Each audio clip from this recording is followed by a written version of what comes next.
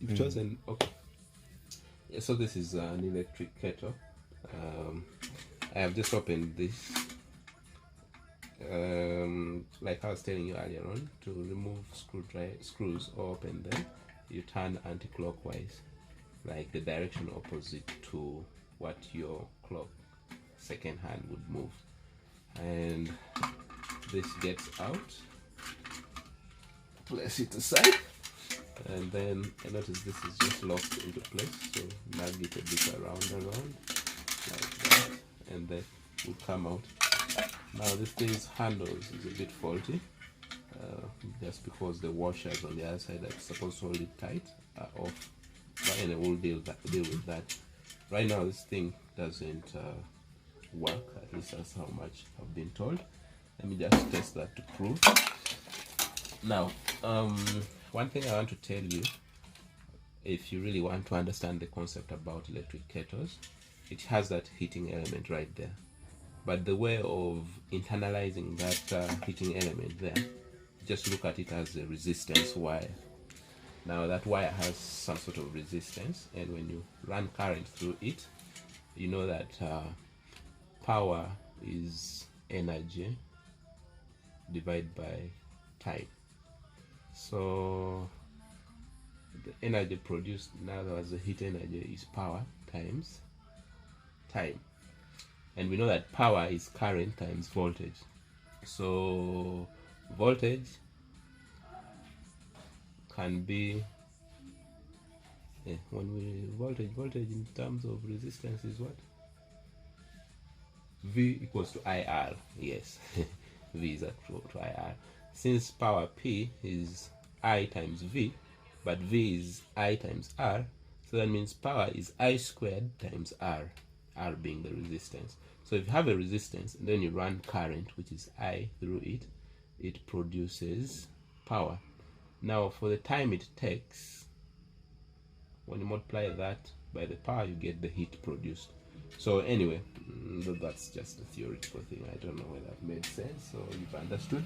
But yeah, so what I was trying to say is that the heating element is simply a resistor. So if you understand resistors, basically you know what the heating element is. Of course, now a paco on top of the resistor that produces heat, you definitely have a switch, and you know a switch is just something that breaks and makes electrical contact. Now the other thing is also a mechanism to allow it turn off when heat builds up. Now that is achieved by using a bimetallic strip. Bimetallic strip is basically two metals of different thermoexpansivity welded together. One expands faster than the other, causing it to bend. The shorter one is expanding slower. The one that expands faster will expand faster. So that causes a force that pushes the switch to go off when it heats up. Then when it cools down, it goes back to its normal state. Anyway, let's just go in. Maybe I'll show you those in implementation.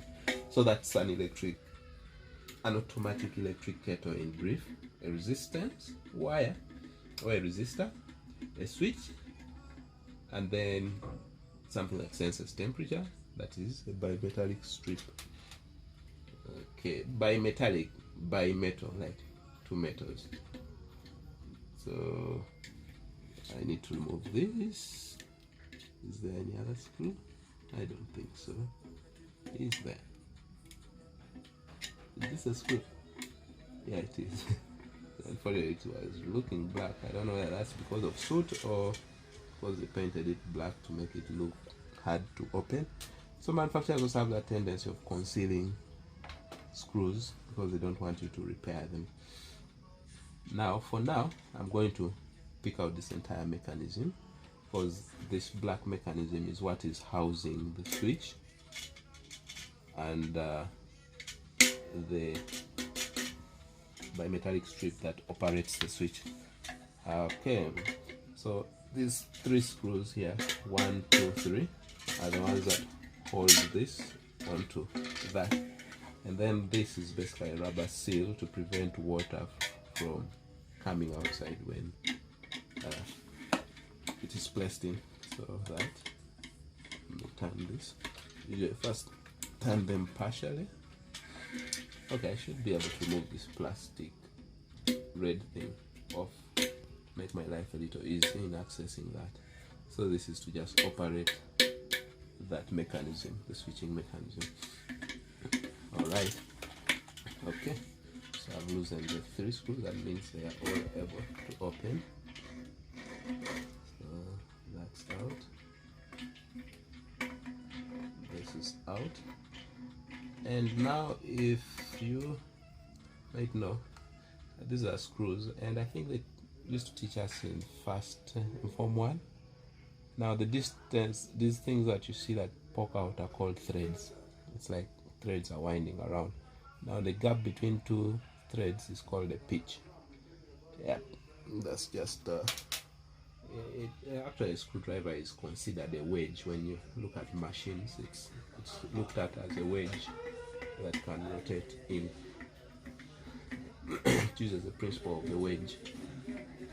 Okay, and then these that you're seeing are just washers to improve or increase the surface area that the screw exerts the force over. Alright, then you can hear the heating element fall. Let me just pick that screw out. So when I say heating element, this is basically the heating element.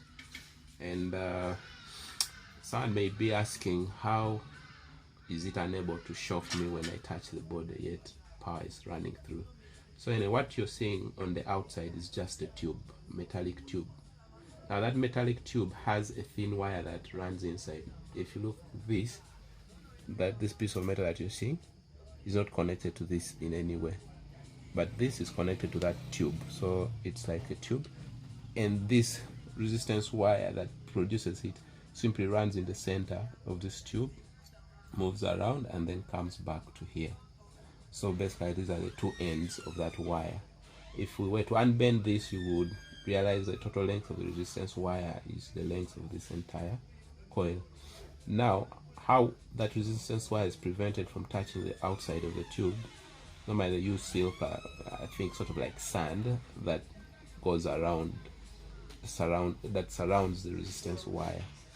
And then so that's how electricity doesn't reach you. There's no direct electrical contact between that point and that point.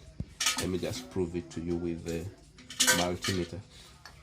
Now this is a multimeter, and right now I've put it down here in diode mode, continuity. And when something has a very low resistance, under 5, which is typical of metals like that, it will beep. When I put it on this metal, you can hear it beep. So now I wanted to actually show you. Okay, you see, like this measures resistance. I've put it in continuity, but here I've put it to measure the lowest resistance value, so it can actually beep when I touch metal, because metal has a resistance of under 5. You see, screw and screw. The body here, that's metal. Now between here and here, you notice that nothing happens, because this outside is not in electrical contact with this. This outside is just in contact with that piece of metal like that, but not with this. That's why the water won't shock you, or the body won't shock you, because it's not in electrical contact with the parts that are taking in live power. However, because I told you that this runs through this tube and comes like this to this end, so that means this is a continuous metal up to that point. So when I put the probe here up to there, you can hear, I hear a beep. That means that wire is running in the middle of this tube and ending up this side. So it's also another way of testing whether this is dead. If I put this here and to the other end of it and I don't hear that beep, that means that wire in somewhere there is broken or burnt out, and therefore your heating element is dead. That's an electrical kettle for you. The heating element is just a pure big resistance wire.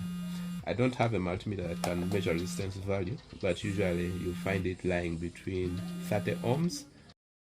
Okay, I think we were mentioning how this is a resistance wire, and if a multimeter was able to measure resistance value, no, resistance is measured in ohms. I think that's the SI unit for resistance.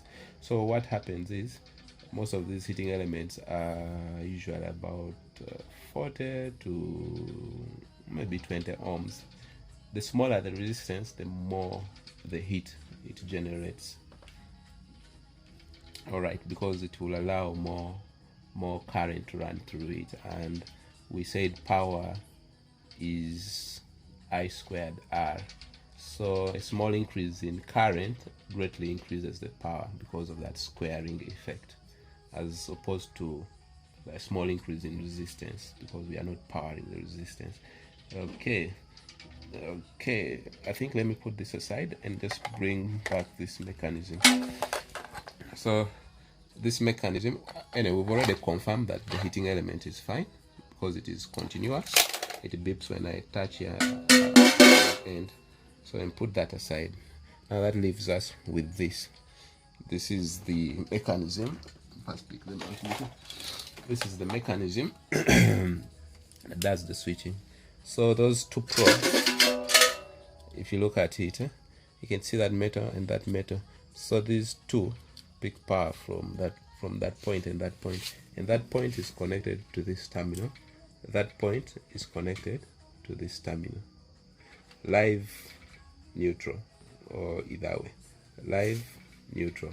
L is there, neutral is there, which makes this the earth. This one simply is supposed to connect to the body or connect to this to provide earthing, just in case the internal wire touches the body, it shorts down to the ground and protects the person touching it from being electrocuted. Anyway, that is a small detour. Yeah, I wanted to test this because I already tested that and I know this is fine. Put it aside, bring this, and all the way we are just using continuity because in fixing an electric kettle we are just dealing with wires. So all we are trying to do is test whether the wire is continuous from one side to the other side. In other words, we are measuring its resistance. If it gives us a value, it means it is continuous, and that value we comprehend it by hearing a beep. Since it's a very small value, that it will cause the multimeter to beep. That's why we use continuity to test this. So since this ends up here, I need to test whether from this end to this end it's reaching. Okay, and nothing. Let me first switch it on. Nothing. Okay, that means we have a problem on that line, probably. Then we bring this and test from this side. This side is okay. So that means that's our culprit. That's being said, we have to now open that. And where's my screwdriver? Right. And this we open from here. Unfortunately, this is not a screw, so I have to just pry it apart from under here, which is weird. Oh, now you might be asking me what this one does, but this is just a safety bimetallic strip, but the main one is actually here. This piece of metal here is a bimetallic strip. One side is a low expansivity metal, on the other side it's a high expansivity metal. So when this picks steam that comes from it heats up, when it heats up it stiffens and pushes the switch outwards. This is the on state. When heat comes in here so much, it first hits this first bimetallic strip right here. This will bend inwards and push that away.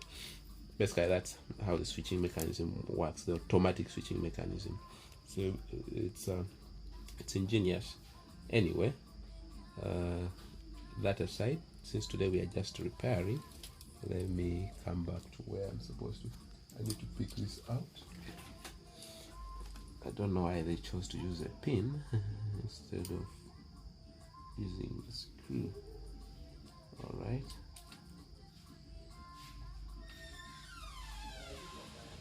Right, so it is lifting. Now you pliers to pull it out. Yes, I think we are getting somewhere. All right. And just like that, that is out. Put it aside. And then this should be able to open. So we want to figure out why this is failing to switch. Now inside is a bit chaotic. This is actually a pin that is operated by the other safety by metallic strip. Worst case scenario pin. Anyway, let me first bring this like this. Alright, so this normally touches there, and this touches there. Now this is the main switch. The switch that you look at from here,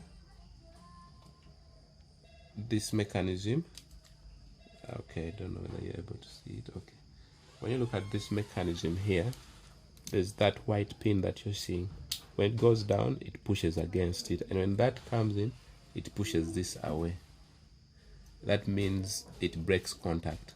But when I switch on, it gets, this pin falls back and stops pushing. This pin falls back and stops pushing against this, and therefore this should be down here and pressing against that to complete the circuit. But that's not happening because this melted in place. And look, let me lift this out so that you can see what's under there. That there melted into place and sunk down. So this piece of metal wasn't making contact with that. Remember, this piece of metal was what we saw on the outside, on which the heating element makes contact. So this is what breaks and makes contact to provide the switching on and off. Okay, that means we're going to solve this by, first, let me polish while it's still stuck in, because also we don't want oxides of the metal being in between. Oxides are not conductors, so they prevent electrical contact. So now I'm going to forcefully break this out of this plastic that has melted into. Oh, that melting comes out of heat that's generated when a switch is closed or opened. You know that a spark will always fly when a switch is opened or closed, and therefore that's why the switches, they tend to use heat resistant metals at their tips, usually tungsten. So when you look at this metal, it's different from this copper one because it's supposed to be a high heat resistant piece of metal. Having said that, I need to rip it out of its stuck position. Okay, it's decided to become notorious. Now there are two ways of going about it. Bending the other side, it bends much further down and touches this, but then I think that would be overworking that. I still need to lift this up. And how do I do that?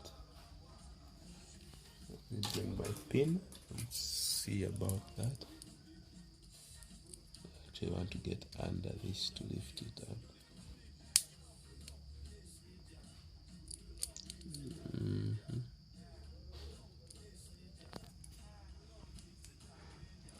Wow, it's melted and really sunk into the other piece of plastic. Alright, I hope I haven't overdone myself. Okay, right there. So for purposes of preventing it sinking in down again that far, what I'm going to do is fill underneath with some bit of super glue and sand to keep it there. So let me first pause the video, and then I don't know whether you want to see me filling with super glue. Okay, let me just do that, because perhaps it's the whole process of learning. First get super glue. All right, Now I got my super glue and I have lifted that up, so I'm going to apply some there and place in some sand. This is the right super glue. Looks like it is dry. Really? So I think I've gotten the right super glue. I hope it's the right one. Not again.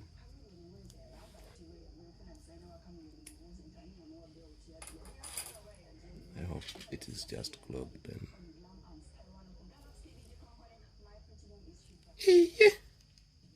Super glue. Okay. Apply some there. And then bring my sand.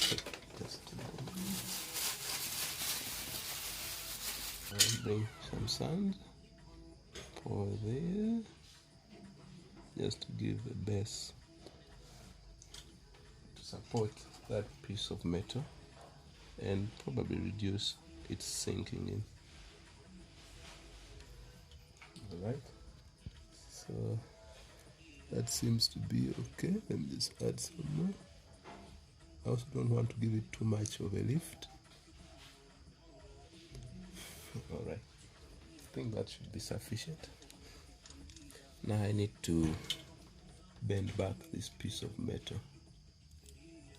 Right, I hope it doesn't complain. Right, please go back. Okay, I think that is good height, but the challenge it is springing back. I need it to stay down. How do I achieve that? Okay, let me first see if I can push this outwards and bend this further and then push this back down. Alright. Okay, like that. Now bend it downwards. Okay, I think it's now level, but I notice this still bent a little. Let me. Alright, then bring this back where I wanted it to be. I think that's right. Now I can push this back down. I think it should be seated. Is it? I think it is. Okay. Now, the next thing is, since that has happened, that means I may polish this and put it back. I had a file, but I don't see it, so I'm going to just scrape using the tip of my screwdriver. Oxides coating the contact points is not encouraged. Okay, but I've noticed I need to put back this spring at times helps to spring this back if it is stuck, so like that. Now next thing is bring back our let me also put back this is supposed to be a safety thing. Okay, it comes on the outside. Now this goes in there.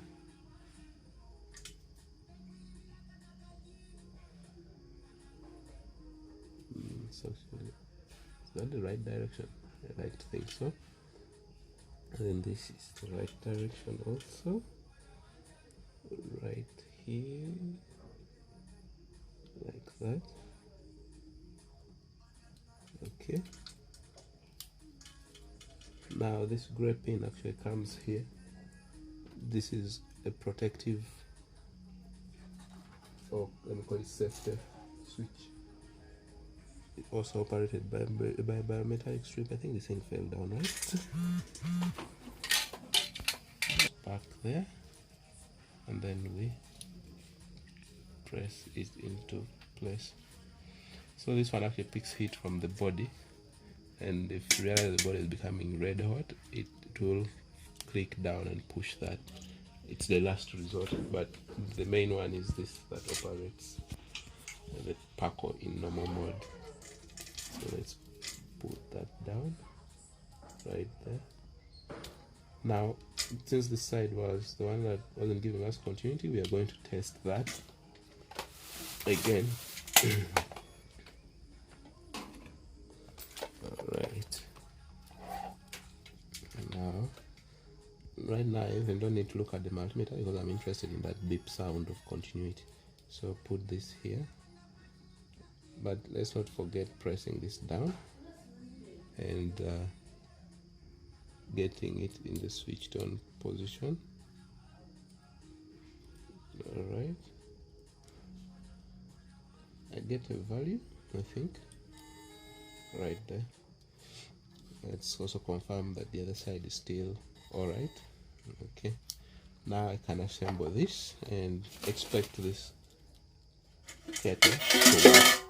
So anyway, let me just bring this on the outside to show you the picture. That's a washer that decided to fall. We need it. So anyway, these are the active components. This is where I want to enter electricity. So those, you can see these two here, they enter there and then come to that. And then this is just a seal. Alright, now bring it in like that, and this comes in there like that. So we are going to screw this back.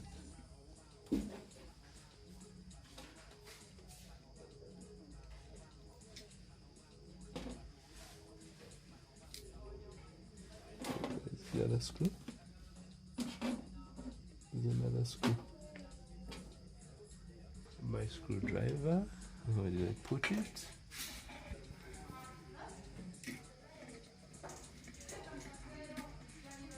So first place this in roughly before tightening. Okay. This is induced magnetism that allows the screwdriver to be able to hold onto the screws. Alright. And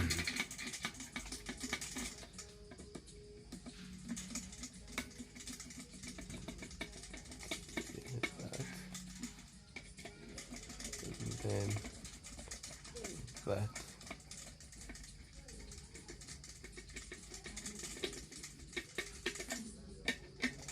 Now I need to tighten to restore the water tightness, that we don't have a leaking kettle after we have repaired it. But before, look at where the screw was. Before that, we need to confirm that we are actually reading the heating element when we switch on. So I'm going to put here neutral and live terminals, so it's already being read. Off, on. Okay, we have a problem with that thing springing up. It's having trouble.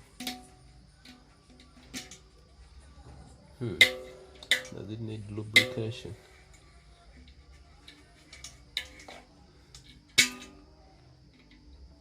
Okay. So anyway, I think you get the idea, and I need my pin there. Okay, it should be able to spring back, but it's having trouble. Do I have to lubricate it?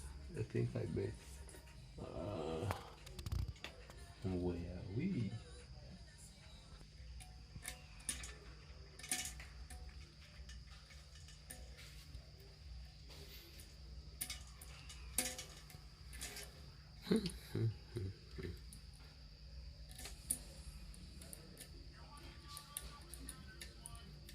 But if we've mixed them, come back. And that's a bit of repairs. You keep proof checking your steps. You verify before you finally close up. What made me get that idea is because the other pin looks browner, and when you remember, we had signs of burning and melting, so for it to be brown or blue or grayer, it must be a result of soot going onto the white pin, making it shorter. Making it grayer. But I also noticed that this pin looks shorter to move that entire length. Therefore, that's my suspicion. It belongs here and not here. Now the only annoying part is removing this thing. Wonder why they didn't just use a normal screw. This is making my life miserable. Where is my plier? So anyway, it's more like we're just simply retracing our steps. But then again, I believe you need to see this. Okay, so I open, I pick this pin. You can see that it looks browner or darker. I don't know. It's just the feeling I am getting as to why this is not closing. Or it could just be normal friction. Now how do I pick this? Actually, it's the right one. When you look, it's longer than this, yet it even appears shorter. So I need to just unblock this melted part, widen it back. Sorry. There's not too much friction between it and our pin. Our pin needs to spring. That said, I'm also going to have to bend this piece a little to give it more springing force, like that. I hope the excessive heating didn't make it lose some of its elasticity, causing it to be more ductile. Alright, we were forgetting to replace our pin. Now I believe our pin should be at liberty to move freely. Where are we? Okay, here we are. Bring this. Okay, and then bring this back. There's our pin there that pushes that. Where did it go? And some pin.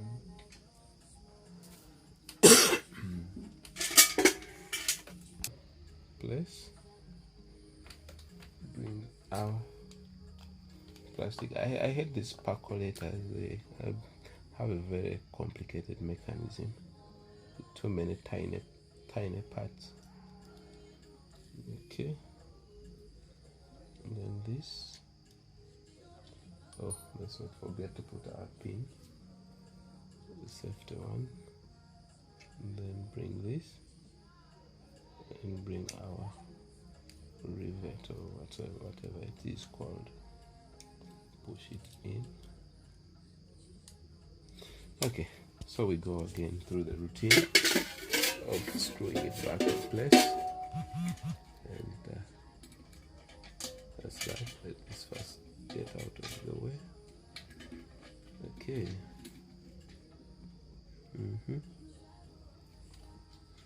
This washer needs to return. We need that screw back. We need this one back, and then that one.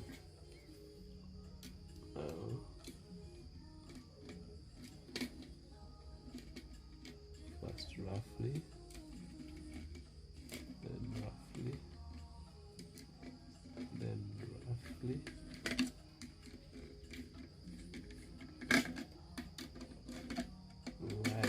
playing them alternately, so that they all arrive to the same position at roughly the same time.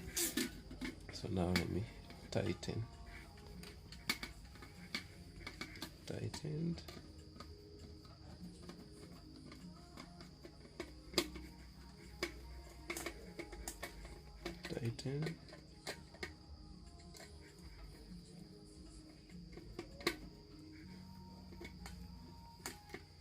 okay. Now we come back and still do that test. If you can read our heating element right there. So right now it's in the off state, on, off state, on, off state, on. So yeah, you can notice that that pin now returns when I push it down and release it, comes back. Before it was getting stuck down. Okay, so that's how it works. Now the next stage is just me closing it up. Let me put this aside. Now the challenge is to guide through all the nuts that are supposed to hold this in place, and I don't know whether I have any. Actually, I don't have any that fits there. I don't have. Let me just check. Peradventure I may get one. Now this one is really tiny in diameter, and okay, that's it. There's not much I can do for them. Someday perhaps. So what was our rightful steps? Bring this and close this. Yeah, it's unfortunate that I have to do this to them. Alright.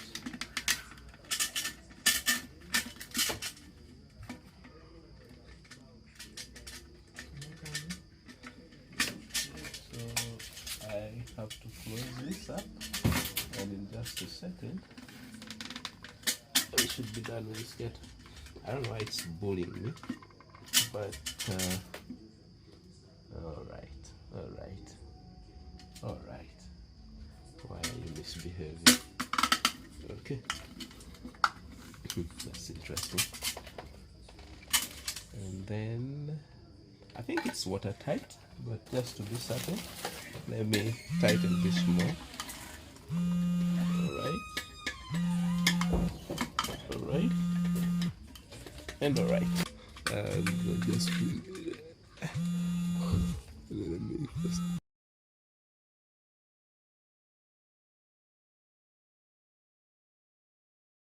as such. Let's bring this piece back, and then I need to put this screw into it. Where's my screwdriver? I don't know why this thing keeps playing hide and seek with me. Okay, there it is. Perhaps I'm the one playing hide and seek with it. Okay, so tie this in place. Alright, and then is this the other tiny screw? Is this for here? Hope it is. Is it? Let me just compare with this. Alright, yeah, it's the one. The one is much longer than it, but similar to what's on the plastic. So close this. I think this is just aesthetics, cosmetic feel that I noticed when I was putting this back and something didn't look right. Okay, bring that inside there, and then bring this other screw right. Again, I forget the switch. Okay, that's hilarious. Basically the thing that presses the switch anyway. Okay, so this comes into play. Where's that screw of ours? And there. Yeah, so can imagine how long it takes to fix an electric kettle, and yet there's a tendency of the owners not willing to pay as much. That's why I tend to prefer to work on laptops and smartphones, because the time I've spent here, I would be done with the phone's charging system, perhaps 4 of them. Anyway, that was just a digression. So this is fine. I'm just going to put some water and then test its ability to automatically go off. I don't know whether I should show that on camera. Should I? Okay, I've been told it may not be necessary. At least I proved to you using the multimeter that the circuit is closed, like it's a loop. Power goes, comes back, and you hear a beep, meaning it's functional. And when I do that, I'm able to close the circuit and break the circuit. Close, break the circuit.